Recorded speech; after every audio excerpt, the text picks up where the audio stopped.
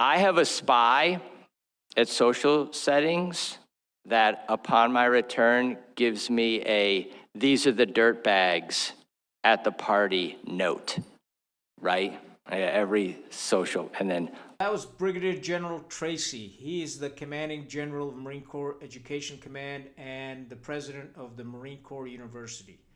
Now, I'm not sure what he was thinking there by making a statement like that he has spies that go out and essentially spy on other officers and then report back to him. Now, that is just unbelievable because fundamentally in the Marine Corps and in the military, there's this issue of trust. We have special trust and confidence. The President of the United States has special trust and confidence in the fidelities and abilities of the said name officer. But then we have this impression of general officers sending out their spies and reporting back to them on individuals. There's many issues with that because these spies could have personal vendettas against other officers, or they're just sucking up to the general and bringing back reports full of bullshit. So that's that issue, right? Now, I don't know Brigadier General Tracy because, I'd retired by the time he was sort of coming up in the Marine Corps. He joined the Marine Corps in 1997 through the Naval ROTC program and has got an incredible, impeccable record, far better than mine. He was a platoon commander with and a company XO with 3rd Battalion, 8th Marines, great unit. And 3rd Battalion, 8th Marines, he went to 2nd Battalion, 3rd Marines and served there in Hawaii. And then went off to a recruiting station and in the interim was awarded the Leftwich Trophy. Now, the Leftwich Trophy is the #1 trophy awarded to an infantry officer in the Marine Corps, and you have to be top-notch, #1. I remember being nominated for it, a few times. Was never fortunate enough to be recognized with the Leftwich Award. So it really is a top-notch leadership award in the Marine Corps. I worked for a couple of people that did receive the Leftwich Trophy. My former battalion commander in 1st Battalion, 2nd Marines, at the time, Lieutenant Colonel Halick, who retired as a lieutenant general. Good officer, and I learned a lot from him. So Tracy was awarded the Leftwich Trophy, and after that, he commanded 3rd Battalion, 3rd Marines, another great outfit in Hawaii. And then following that, he commanded the 4th Marine Regiment, which is in Okinawa. And I served in the 4th Marine Regiment, on multiple times when we deployed to Okinawa. And then he was selected for Brigadier General and assigned to the Marine Corps Education Command and president of the Marine Corps University. Highly decorated individual. I mean, look at his picture. The guy's a stud. He's got Bronze Star with the Combat Distinguishing Device, Legion of Merit, a couple of combat action ribbons, and whatnot. The issue is this. Now, we don't have the entire context. He's talking to a bunch of students about, how to behave and how to act and all that stuff. And maybe he meant that you got to be careful. There's a lot of spies out there, right?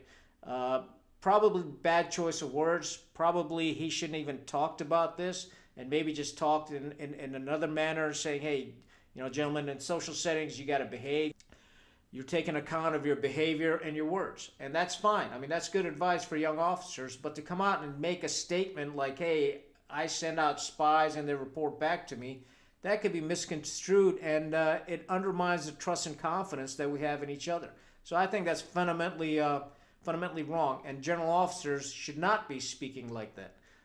You don't have, just because you're a general, you need to make sure that you are talking the right things, that you're giving the right advice to younger officers that look up to you.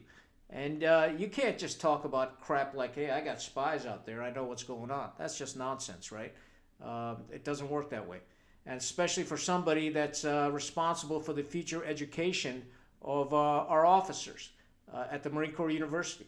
It's an awesome responsibility. And I taught at the Marine Corps University when I was assigned to the MAGTAF staff training program as an instructor. I used to teach planning and operations. So I know a little bit about teaching there, and these young majors and lieutenant colonels, I mean, they're just soaking up information like sponges, and it doesn't bode well for the Marine Corps, nor does this bode well for Brigadier General Matt Tracy. he's a good guy, but I think he just screwed up. Maybe he needs to go back out there and clarify his comments, because this is making the internet pretty damn fast. But let's transition to the Air Force for a minute and talk about another Brigadier General. So Brigadier General Eric Quigley was relieved of his command and maybe pending legal action. And the reason he was relieved of his position in the Air Force Materials Command was because of improper personal relationships. Now, that is the military's way of saying that this guy was fraternizing with a female. Now, we don't know if this lady was in the Air Force, if she's enlisted, if she's an officer, or maybe she was a civilian. We don't know all the facts, because the facts won't come out. Because there's Privacy Act implications. And that's fine. But the point being is finally we're seeing accountability in senior officers. And maybe this is the Trump and the Hexet effect. We don't know that. I think everybody in the military needs to be forewarned. President Trump was very clear. There's one system of accountability up and down the chain of command. And we're going to see a lot of changes coming down the road, and we already have, which I'll talk in subsequent podcasts. It certainly doesn't bode well for Brigadier General Quigley, but he's a grown man, and you're held accountable for your actions or your inactions. That's what accountability is all about. So, but he violated Article 134 of the UCMJ, adultery. So we'll see what happens. President Trump and Pete Hegseth have been very clear that there's going to be accountability for senior military leadership, and we'll see if he's charged and where does that go, or demoted. Now, you've probably heard the news that President Trump and Pete Hegseth have already directed the DoD IG to investigate General Milley's case and to see if he can be demoted in rank. The 4-star rank is an appointment that the President, the Secretary of Defense, and the Senate, they appoint you to that rank, to that position. And once you leave that position, you can go back to your permanent rank, which is 2-star. And in the case of Milley, President Biden allowed him to retire at the 4-star rank, and that's a big deal. And what President Trump is looking at is to see if he can demote him back to a 2-star rank. And it wouldn't be called, General Milley. It'd be a Major General Milley. So that's what's going on. I think that's important. There's other generals also, not only him. President and Pete Hegseth need to look at their record as well also, specifically for the debacle in Afghanistan. They shouldn't have been allowed to retire at the 4-star rank. I think it's absurd when you lose so many Marines and sailors and soldiers. And the fiasco that you have, and leave billions of dollars of equipment behind. You need to be held accountable, and that's what we need. In summary, I just say, hey, Brigadier General Matthew Tracy, if you hear me out there and you happen to see my podcast, you're welcome to come on here and clarify your comments. And I think that they need to be clarified, because taken in context or out of context, it doesn't bode well for the Marine Corps. And you certainly know better than that. You're a shit-hot officer. By everything I've read, by some of the people that I've talked to, you've got a stellar record. And comments like this are, in my opinion, not appropriate. And I say that for somebody who's always has said dumb things. So I tell you from experience. Trump effect is making a difference. Everything I'm hearing from, I get a lot of messages and emails and things from many people every day, and I kind of sift through it, trying to get an idea.